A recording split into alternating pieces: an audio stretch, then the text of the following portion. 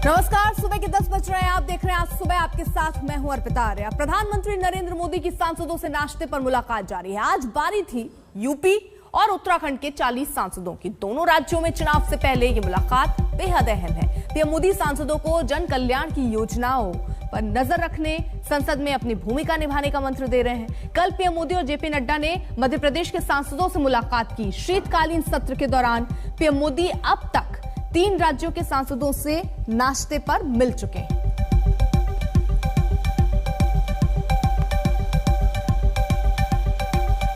तो अब तक 3 राज्यों के सांसदों से प्रधानमंत्री नरेंद्र मोदी की मुलाकात हो चुकी है। कल मध्य प्रदेश के सांसदों से उनकी मुलाकात हुई थी और किस तरीके की रणनीति रहने वाली है उस पर जाहिर तौर पर बात हुई होगी। जन कल्याण की योजनाओं पर ध्यान देने का मंत्र भी दिया गया और साथ ही साथ एक बात जो बीजेपी की तरफ से बार बार कही जाती है कि जो भी हमने काम किया है वो जनता तक पहुंचाना, वो उन्हें बताना कि किस तरीके से उनके जीवन के लिए हम काम कर रहे हैं या विकास के लिए हम काम कर रहे हैं। ये बात जनता तक पहुंचाने में अहम भूमिका निभानी होगी। चुनाव से पहले 40 सांसदों से इसी बाबत वो मुलाकात कर रहे हैं। मुलाकात में राज्यों में चुनाव पर बातचीत होगी, रणनीति के लिए बताया जाएगा और ये मंत्र भी दिया जाएगा कि जनता सबसे ऊपर है, इसलिए जनता तक भी जाएं, जो योजनाएं हैं उन तक पहुंचाएं।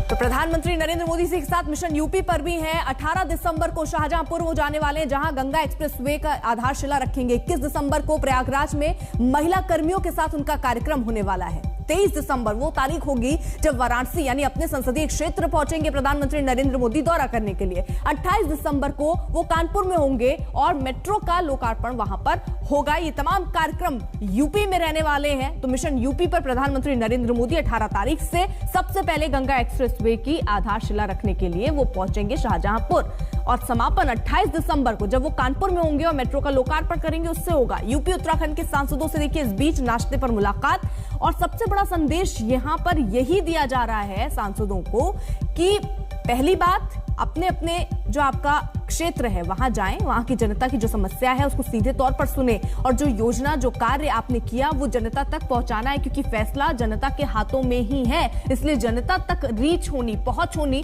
बहुत जरूरी है।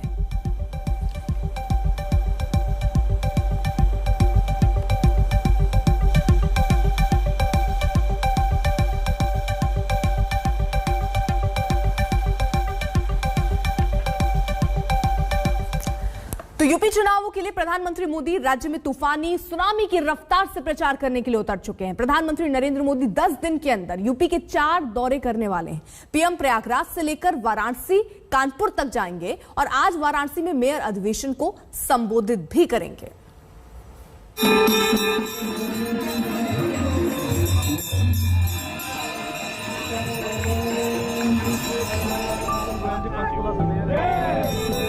घाट पर दिव्य गंगा आरती और सामने गंगा की लहरों पर रंग बिरंगी रोशनी में नावों और क्रूज की अटखेलियां।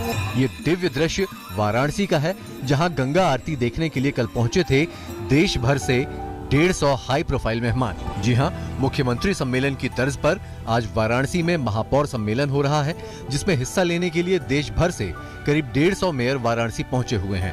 ये सभी मेयर कल शाम गंगा आरती में पहुंचे, जहां घाट पर उनका भव्य स्वागत किया गया। सम्मेलन की पूर्व संध्या पर सभी मेयरों ने दिव्य काशी और भव्य काशी को क्रूज से देखा। काशी के वैभव को देखकर मेयर अभिभूत नजर आए। जी, आज पहली बार हमारे आदरणीय प्रधान सेवक श्री नरेंद्र भाई मोदी जी के संसदीय क्षेत्र में इस बनारस काशी की ये जो काया पलट देखकर आज खरे हृदय से बहुत अंदर से खुशी होती है कि एकदम नया सा लगता है।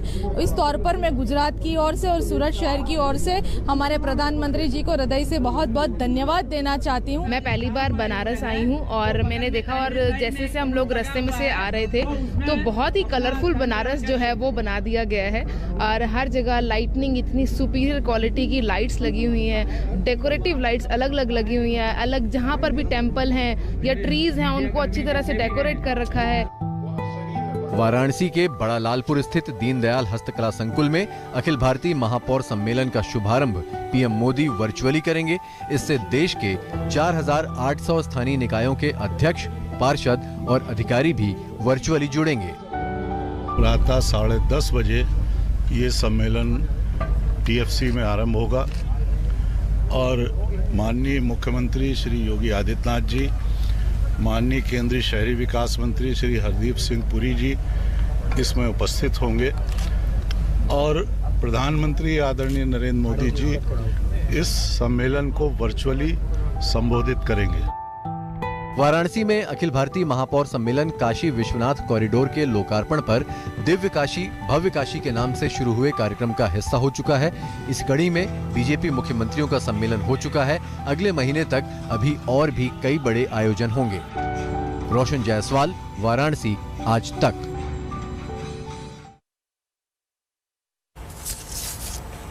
इस वक्त कुमार अभिषेक हमारे साथ हमारे सहयोगी जुड़ चुके हैं। कुमार, यहाँ पर देखिए चाचा भतीजे अब साथ आ रहे हैं और उसको लेकर भी यहाँ पर कई सवाल उठ रहे हैं कि क्या वो बीजेपी के लिए चुनौती बढ़ाएंगे। वहीं दूसरी तरफ यहाँ मंथन का दौर हम देख रहे हैं और यूपी का दौरा 18 से 28 दिसंबर के बीच 4 बार यूपी जा रहे प्रधानमंत्री नरेंद्र मोदी। तो ये एक अलग उनकी रणनीति बन रही है। लेकिन यहाँ अखिलेश यादव को लेकर, क्योंकि वो शिवपाल के साथ आ गए, तो वो अलग रणनीति चल रही है। आपके साथ केशव प्रसाद मौर्य हैं, अगर तो उनसे बात कीजिए किस तरीके से इन दोनों घटनाओं पर वो जवाब देंगे।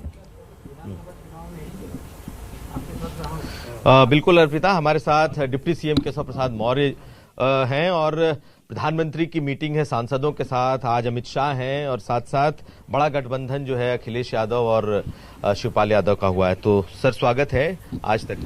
प्रधानमंत्री लगातार उत्तर प्रदेश में हैं। अभी आने वाले 10 दिनों में 4 दौरे हैं और आज सांसदों से मिल रहे हैं। क्या है पूरा एजेंडा? उत्तर प्रदेश के काशी के माननीय सांसद हैं, देश के प्रधानमंत्री हैं और उत्तर प्रदेश में उनका आगमन हो रहा है। ये तो उत्तर प्रदेश के हर कार्यकर्ता को नव ऊर्जा का संचार करने वाला विषय रहता है। और जहां तक माननीय सांसदों के साथ बैठने का कार्यक्रम है, तो माननीय प्रधानमंत्री जी लगातार जब भी सत्र होता है माननीय सांसदों के साथ बैठते हैं, उनसे तमाम विषयों पर चर्चा करते हैं, उनके भी सुझाव लेते हैं, फीडबैक लेते हैं और जो आगे पार्टी को मजबूत बनाने के लिए करना होता है उसके लिए जो आवश्यक निर्देश देना होता है वो देते हैं। लेकिन वो आप बुलाए हैं, बैठक हो रही, हर सांसद के लिए ऊर्जा प्रदान करने वाला है। सांसद को बहुत शक्ति मिलने वाली है जी। सांसदों को शक्ति मिलेगी, लेकिन शक्ति तो इस वक्त अखिलेश यादव को मिल रही है। चाचा भतीजे एक हो गए हैं, दोनों ने कह दिया है कि गठबंधन हो रहा है। इसको आप कैसे देखते हैं? चाचा भतीजे एक रह करके लड़े हैं, उनको हम लोग 2014 और 2017 में हराने का काम किया है। बुआ भतीजे एक हो गए थे, तब उनको हराने का काम किया है। ये सारी जितनी अपनी कहीं बिखरे हों, एक हो, मुझसे उससे भारतीय जनता पार्टी की सेहत पर किसी भी गठबंधन से कोई फर्क नहीं पड़ता। जो हमारे गठबंधन के साथी हैं उनके और भारतीय जनता पार्टी के मजबूत संगठन के बल पर, केंद्र प्रदेश सरकार के माध्यम से किए गए काम के बल पर हम 2022 का चुनाव फिर से 300 से ज्यादा सीटें जीत करके सरकार बनाने जा रहे हैं। इसको लेकर के किसी को कोई भ्रम नहीं है। जनता भाजपा के साथ है, कार्यकर्ता उत्साह से भरा हुआ है। सरकार के जो गरीब कल्याण के, किसान कल्याण के, गांव के विकास के काम है उसका बहुत व्यापक प्रभाव है। विपक्ष मुद्दा विहीन है, विपक्ष कार्यकर्ता विहीन है। उसके पास गुंडे, अपराधी, माफिया होंगे, उसके पास जातिवादी होंगे, उसके पास भ्रष्टाचारी होंगे, लेकिन भाजपा के पास तो जैसे कहते हैं ना कि ऐसे कार्यकर्ता है जो तन समर्पित मन समर्पित और यह जीवन समर्पित, जी चाहता है मातृभूमि मैं तुझे कुछ और भी दूं। लेकिन जिस तरीके से आज अमित शाह हैं लखनऊ में, आप लोग भी तो गठबंधन के लिए आतुर हैं, लगातार छोटे दलों को कर रहे हैं, आपका भी तो गठबंधन उनके साथ। तो हमारा गठबंधन 2 ही पार्टी हमारे गठबंधन का भी हिस्सा है। एक अपना दल है, दूसरा निषाद पार्टी है। और निषाद पार्टी और भारतीय जनता पार्टी की आज रैली है। हमारे पूर्व राष्ट्रीय अध्यक्ष हैं, उत्तर प्रदेश को बहुत निकट से जानते समझते हैं और उस रैली को संबोधित करने के लिए आ रहे हैं। तो यह तो अब चुनाव का समय है। हमारे पास में बड़ा गठबंधन समाजवादी पार्टी ने बना लिया है, क्षेत्रीय और छोटे दलों का। शिवपाल यादव हैं, कृष्णा पटेल हैं, केशव देव मौर्य हैं, ओम प्रकाश राजभर हैं। तो आपको लग नहीं रहा उनका गुलदस्ता बड़ा है और वो इस बार आपसे सीधी लड़ाई लड़ रहे हैं? मुझे तो नहीं लगता है। अभिषेक जी आपको लगता होगा। वो तो किसी बूथ पे लड़ते हुए नजर नहीं आ रहे हैं। जहां कुछ गुंडे अपराधी हैं अभी धमकाना शुरू कर दिए हैं लोगों को। तो जब धमकाते हैं तो उनके जो 2-4 वोट मिलने वाले थे, तो मुझे लग रहा है बूथ में खाली 0 में न मिल जाए उनको नंबर। स्थिति भारतीय जनता पार्टी बहुत मजबूत है और सपा, बसपा, कांग्रेस या कोई गठबंधन भारतीय जनता पार्टी के सामने 2022 के चुनाव में मुझे कहीं दिखाई नहीं दे रहा है। केवल आप सब मेरे मीडिया के मित्र हो, दिखा देते हो। अब चाचा भतीजे मिले, ये कौन सी खबर है? कोई खबर नहीं है। ये चाचा भतीजे पिछले 6 साल से अलग थे, कहा जा रहा था कि परिवार एक होगा, परिवार एक हो रहा है तो इनकी मजबूती भी तो बढ़ रही है। नहीं, कोई खबर नहीं है। ये खबर को आप खबर बना दे रहे हो, मैं नहीं जानता हूँ क्यों खबर बना रहे हो आप लोग। लेकिन इस सपा समाजवादी श्री मुलायम सिंह यादव जी भी या शिवपाल जी भी या उनके दूसरे चाचा प्रोफेसर वह भी और अखिलेश जी भी, सारा परिवार एकजुट था, तब हराए कि नहीं 2014 में।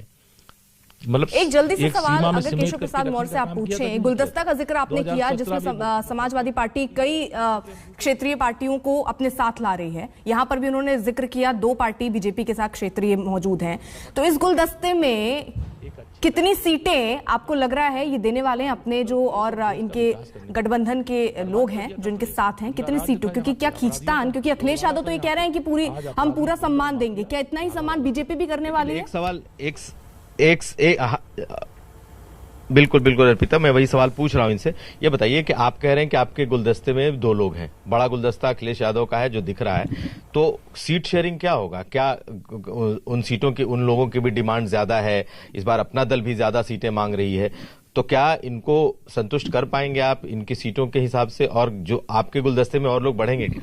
तो भारतीय जनता पार्टी जो गुलदस्ता है, आप गिनती करिए, समाजवादी पार्टी में कौन है जो कभी विधानसभा का मुंह नहीं देखे हैं, जिनके संगठन का कोई आता पता नहीं है, आप उनको जोड़ करके ऐसा बता देते हो कि जैसे लग रहा है कि वो कोई बहुत बड़ा राजनीतिक दल है। आप लोगों ने भी तो 2014 में ऐसे लोगों को अपने साथ जोड़ा। जिनको भाजपा के साथ जो जुड़ते हैं वो लोहा होता है तो सोना हो जाता है, और सपा बसपा कांग्रेस के साथ जो जुड़ेगा सोना होगा तो मिट्टी हो जाएगा। और कोई उनके पास सोना चांदी ऐसे नहीं है एक संगठन जो उनके गठबंधन में है, जो बड़े मजबूत संगठन है। लेकिन एक चीज दिख रही है, आखिरी सवाल, कि प्रधानमंत्री को बड़े कार्यक्रम करने पड़ रहे हैं, एक तरीके से कमान उन्होंने अपने हाथ में ले रखी है। लगातार अगर देख ले तो 6-7 कार्यक्रम वो पूर्वांचल में कर चुके हैं, अगले 10 दिन में 4 बड़े कार्यक्रम है, तो बीजेपी भी तो कहीं इस गठबंधन से हिली हुई है, उसको लगता है कि इस बार का मुकाबला जो है वो खड़ा है। भारतीय जनता पार्टी कोई हिली हुई नहीं है। अखिलेश यादव जी के पास या और किसी पार्टी के पास कोई है क्या माननीय नरेंद्र मोदी जी जैसा चेहरा, माननीय नरेंद्र मोदी जी जैसा नेता उनके पास कोई है क्या ऐसा? हमारे पास है। हम इस प्रकार इस मामले में सक्षम है, जनता उनको सुनना चाहती, देखना चाहती है, और प्रधानमंत्री जी का कार्यक्रम हम कर ले रहे हैं। और समाजवादी पार्टी के पास कौन है? बसपा के पास कौन है? कांग्रेस के पास कौन है? कोई नहीं है, अकाल है वहां पर। हमारे पास नेता है, हमारे पास कार्यकर्ता है, हमारे पास जनता है, तो हमारे कार्यक्रम होते हैं तो ऐतिहासिक कार्यक्रम होते हैं। उनके कार्यक्रम में भीड़ नहीं आती है, उनके यहाँ खाली कुर्सियां रह जाती हैं। तो अखिलेश यादव कह रहे हैं कि हम जीत रहे हैं, हमारे अखिलेश यादव बड़ी जीत। मुंगेरी लाल के हसीन सपने देखते रहे 2014, 2017, 2019 तीनों चुनाव में उनका दावा था हम जीत रहे हैं। इस बार भी दावा करते रहे जब तक वोटों की गिनती नहीं हो जा रही है। जिस दिन गिनती हो जाएगी विदेश यात्रा पे जाएंगे। तो अर्पिता, साफ तौर पर आपने सुना क्या कहा है केशव मौर्य ने। Over to you. बिल्कुल, तो देखिए कुल मिलाकर यहाँ बीजेपी की अपनी रणनीति बन रही है, इसलिए सांसदों को वो मंत्र दिया जा रहा है जिससे उनको जीत हासिल हो पाए। इधर देखिए बीजेपी चुनावी रणनीति को धार देने चाह रही है, तो उधर चाचा भतीजा गिले शिकवे अब दूर कर रहे हैं। बात अखिलेश और शिवपाल की कर रही हूं। अखिलेश और शिवपाल मिले तो भतीजे ने पैर छुए और चाचा ने आशीर्वाद दिया, और अब इससे परिवार फिर साथ साथ से जोड़ रहा है, यानी एक बार फिर से हम साथ साथ हैं। मैं इतना ही कह सकता हूं कि पहले से इन लोगों का जो इतना बड़ा गठबंधन था, बीएसपी और समाजवादी पार्टी से गठबंधन बड़ा नहीं हो सकता। अब वो गठबंधन जब धराशायी हो गया, सपा और कांग्रेस का गठबंधन भी कोई कमजोर गठबंधन नहीं था, वो धराशायी हो गया। तो छोटे मोटे गठबंधन की बात करके आप तुलना क्यों कर रहे हैं? मैं समझता हूँ बीजेपी का मुकाबला किसी से नहीं है, इन सब का मुकाबला आपस में है। ये तो भाई भाई हैं, तो मिलेंगे नहीं तो क्या होगा? बीजेपी सवाल उठा रही है। बीजेपी के और कौन काम है? बीजेपी का काम है झूठ बोलो, जोर से बोलो, झूठ बोलो। दुनिया में झूठ बोला वाला नेता है जितना, वो भाजपा में है। माननीय अखिलेश यादव के ऊपर, मुलायम सिंह यादव के ऊपर उंगली उठाने से पहले वो अपनी तरफ झांक के देखें। चाचा भतीजे की जो नूरा कुश्ती है, ये बहुत दिन से देख रहे हैं और हर चुनाव में देखा है। 2017 हो, 2019 हो, ये कहीं ना कहीं नूरा कुश्ती होते, कभी आते हैं कभी जाते हैं। इससे उनको कुछ लगता होगा फायदा मिलता है, मगर हमें जो दिखता है कोई फायदा नहीं है। और भारतीय जनता पार्टी को किसी चीज़ से कोई घबराहट नहीं है, कोई आए या जाए, समाजवादी पार्टी के गठबंधन में इन्होंने प्रयास कर चुके हैं, कांग्रेस से कर चुके हैं, फिर उन्होंने मायावती जी के साथ करा जिसको महागठबंधन कहा जा रहा था। भारतीय जनता पार्टी अपने जो उनकी केमिस्ट्री है और केमिस्ट्री उनकी जनता से है और मोदी जी और योगी जी का करिश्मा है और उसके आधार पे वो चुनाव जीतती है और इसलिए फिर से हम जीतेंगे। मैं तो ये कहता हूँ अखिलेश जी एक दफे सोनिया गांधी तक की भी चले जाए और उनके साथ भी गठबंधन करवा लें। इससे बात स्पष्ट होती है कि समाजवादी अपने फिर पुराने रास्ते पर चलने को तैयार है और जिस तरह से शिवपाल यादव जी बाहर गए थे या फिर उनके ऊपर जो आरोप लगाए गए थे वो तमाम चीज़ें एक तरह से गलत साबित हो रही हैं और फिर सिर्फ चुनाव जीतने के लिए उन तमाम चीज़ों को समाजवादी पार्टी फिर से एकजुट कर रही है। कर्नाटक विधानसभा में कांग्रेसी विधायक ने महिला सम्मान पर बेहुदे बोल के साथ सदन की मर्यादा को शर्मसार कर दिया। कर्नाटक के कांग्रेस विधायक के.आर. रमेश ने रेप को ना रोक सके और मजे को जोड़कर जुबानी हदों को तार तार कर दिया। स्पीकर ने ना तो सख्ती की और ना रोका। बाढ़ से हुए नुकसान को लेकर चर्चा के बीच कांग्रेसी विधायक ने शर्मनाक बात कह दी और ये पहली बार नहीं है जब रमेश कुमार ने ऐसी शर्मनाक टिप्पणी की हो। फरवरी 2019 में जब वो स्पीकर थे तो उनके ऐसे ही एक बयान से भारी बखेड़ा खड़ा हुआ था। ಮಹಿಳಾ ವಿರೋಧಿಗಳು ಯಾವುದೇ ಪಕ್ಷದಲ್ಲಿದ್ರೂ ಅವನ್ನ ಖಂಡಿಸಬೇಕು। ನಿನ್ನೆ ಮಾಜಿ ಸ್ಪೀಕರ್ ಆದಂತ ರಮೇಶ್ ಕುಮಾರ್ ಅವರು ಕರ್ನಾಟಕದ ಸದನದಲ್ಲಿ ರೇಪ್ ಬಗ್ಗೆ ಬಹಳ ಕೇವಲವಾಗಿ ಒಂದು ಲೈಟರ್ ನೋಟಿಂದ ಮಾತಾಡಿದ್ರು। ಅದಕ್ಕೆ ಇದು ಕಾಗೇರಿ ಅವರು ಸಹ ನಗ್ನಗ್ತಾ ಉತ್ತರ ಕೊಟ್ರು। ಒಬ್ರು ಮಾಜಿ ಸ್ಪೀಕರ್ ಇದ್ದಾರೆ, ಇನ್ನೊಬ್ರು ಸ್ಪೀಕರ್ ಇದ್ದಾರೆ, ಇಬ್ರು ಜವಾಬ್ದಾರಿ ಸ್ಥಾನದಲ್ಲಿ ಕೂತಿದ್ದಂತವರು ಇಂಥವರು ಪಬ್ಲಿಕ್ ಲೈಫ್ ನಲ್ಲಿ ಈ ತರ ಆಂಟಿ ವಿಮೆನ್ ಮಹಿಳಾ ವಿರೋಧಿ ಸ್ಟೇಟ್ಮೆಂಟ್ಸ್ ಬಗ್ಗೆ ಅಷ್ಟು ಕೇವಲವಾಗಿ ಮಾತಾಡ್ತಾರೆ ಮತ್ತೆ ಅದನ್ನ ಒಂದು ಜೋಕ್ ಆಗಿ Ramesh Kumar remark about the rape on the floor of the house is obnoxious and outrightly disgraceful. He is a serial offender. While he was a speaker of the assembly, he had made a similar comment. Now again he has repeated it. Congress party, which always claimed they are for women's safety and security and the respect, should immediately initiate action against this serial offender. There is a saying, when rape is acceptable, lie down and enjoy it.